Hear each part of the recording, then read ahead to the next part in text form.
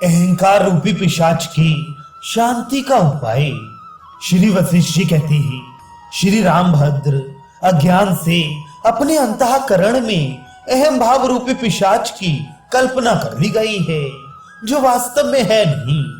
जैसे हाथ में दीपक लेकर ढूंढने वाले को अंधकार का स्वरूप दिखाई नहीं देता, वैसे ही विचारशील पुरुष यदि देखे तो उसे अज्ञान की उपलब्धि नहीं हो सकती।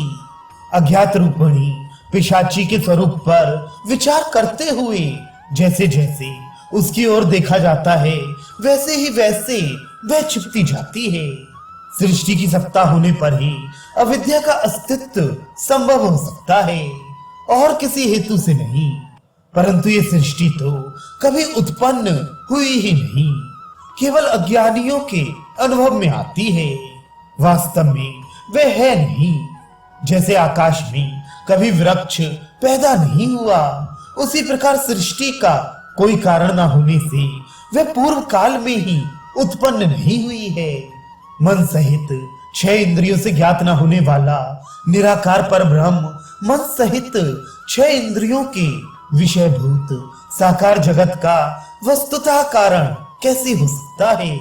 कहते हैं, बीज रूपी कारण से अंकुर रूपी कार्य उत्पन्न होता है, परंतु जहां बीज भी नहीं है वहां अंकुर कैसे हो सकता है। कारण के बिना कार्य की उत्पत्ति कदापि संभव नहीं है। आकाश में कब किसने कौन सा वृक्ष स्पष्ट रूप से देखा या पाया है। सदा संभाव से रहने वाला चिन्मय आकाश स्वरूप ईश्वर ही अपने स्वरूप में सृष्टि रूप से स्फुरित हो रहा है। उसका स्वभाव ही सृष्टि के नाम से विख्यात है। अतः चिन्मय होने के कारण ये सृष्टि चैतन्य रूप ही है। सृष्टि के आरंभ में विषय ज्ञान शून्य, जो शुद्ध एक अजन्मा अव्यय आदि और अंत से शून्य परब्रह्म स्थित था, वही हमारे समक्ष सृष्टि रूप से विराजमान है।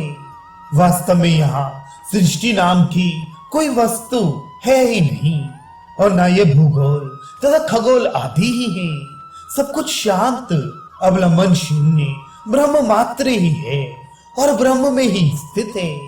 भाव्य, भावक और भाव आदि की जो निरंतर उत्पत्ति प्रतीत होती है, वे सब स्वच्छ चिन्मय आकाश ही स्वयं अपने आप में स्थित है। ऐसी अवस्था में कहां से सृष्टि हुई, कहां से अविद्या आई, और कहां अज्ञता एवं अहंकार आदि की स्थिति है। सब शांत चिद्गन ब्रह्म ही तो है।